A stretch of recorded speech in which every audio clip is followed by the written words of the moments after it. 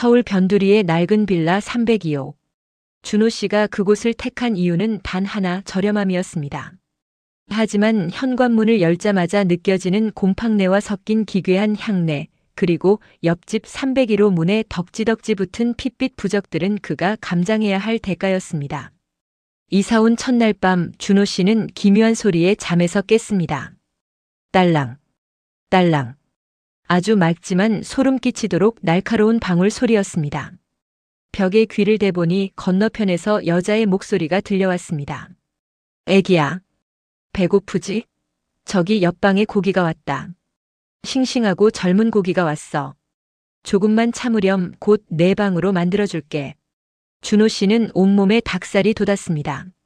무당이 기도를 올리는 소리라고 치부하려 했지만 고기라는 단어는 소름 끼치도록 이질적이었습니다. 그날 밤 준호 씨는 첫 가위에 눌렸습니다. 천장에서 내려온 형체 없는 아이가 그의 배 위에 올라타 차가운 손가락으로 그의 입술을 만지작거렸습니다.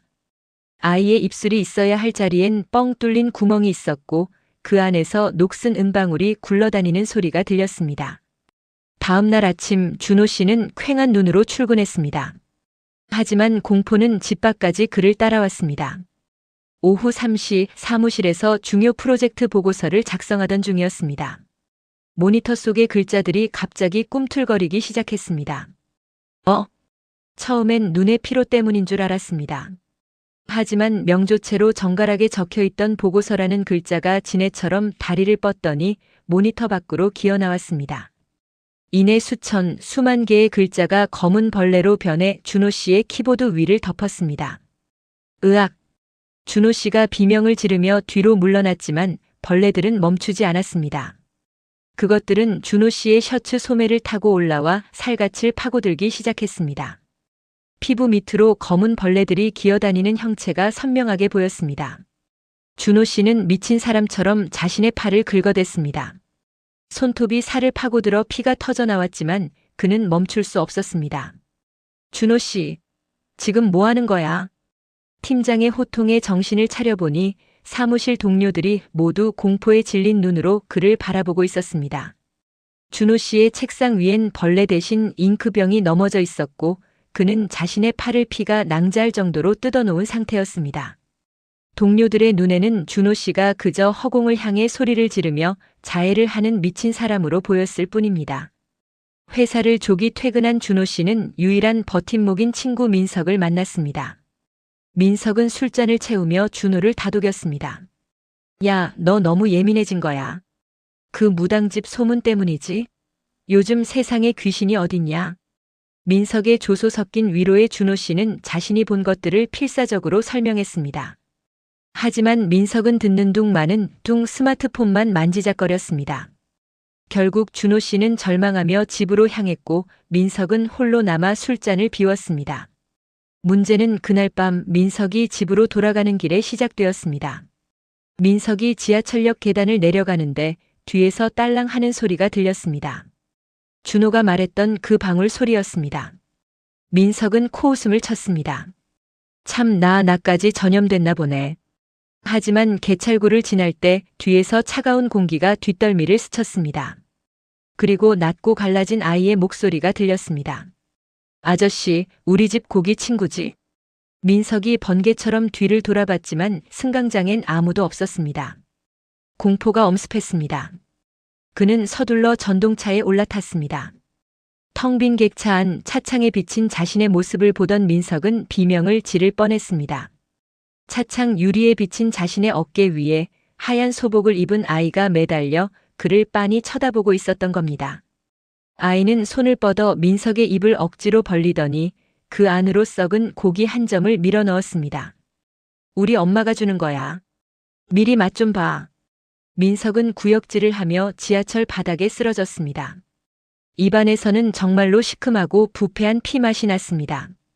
정신을 차렸을 때 그는 이미 목적지를 대여섯 정거장이나 지나친 종점 부근의 외딴역에 내려져 있었습니다.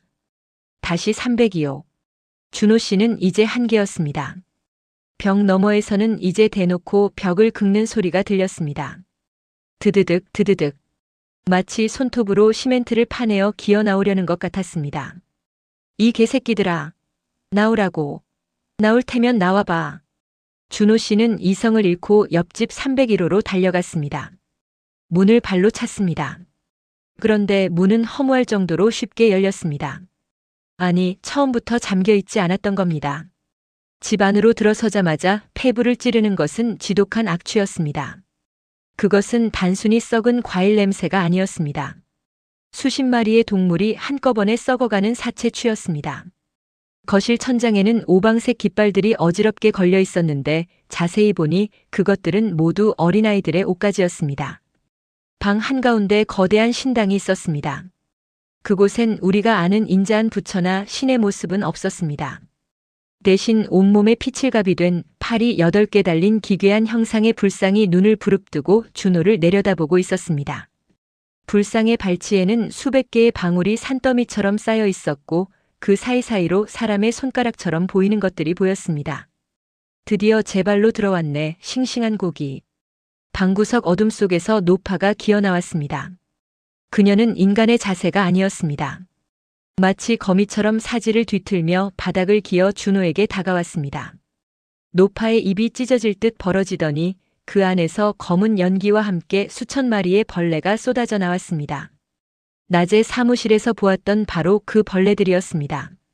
우리 태주가 내 몸을 참 마음에 들어해. 내 눈을 파내고 그 자리에 내 아기방울을 넣어줄 거야. 그럼 넌 영원히 우리 아기방을 비춰주는 등불이 되겠지. 준호 씨는 필사적으로 자신의 집으로 도망쳤습니다. 문을 잠그고 옷장으로 문을 막았습니다.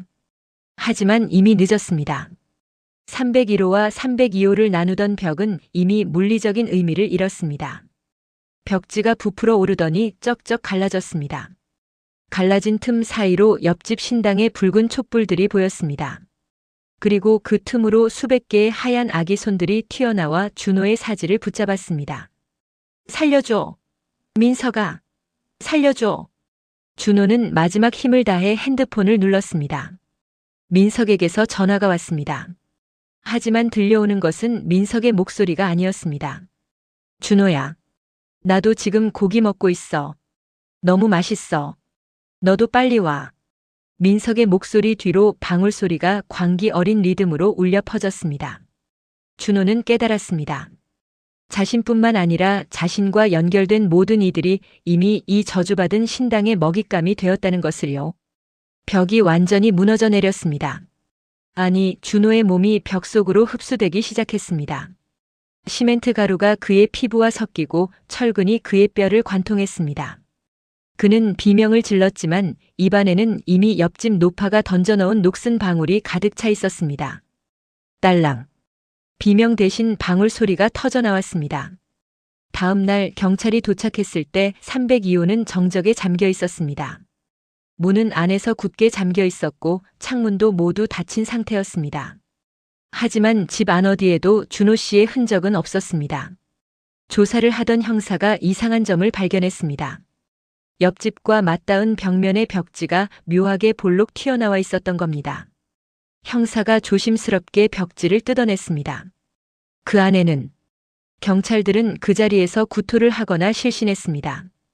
벽 속 시멘트 반죽 안에는 준호 씨의 안경과 신분증, 그리고 아직도 미세하게 떨리고 있는 인간의 안구 2개가 박혀 있었습니다. 그리고 그 안구가 박힌 자리에선 끊임없이 맑은 방울 소리가 흘러나오고 있었습니다. 옆집 301호는 어땠냐고요? 그곳은 이미 수년 전부터 비어있던 폐가였습니다. 노파도 신당도 오방색 깃발도 애초에 존재하지 않았던 것입니다. 오직 302호 벽 속에 박힌 그것만이 실존하고 있었습니다.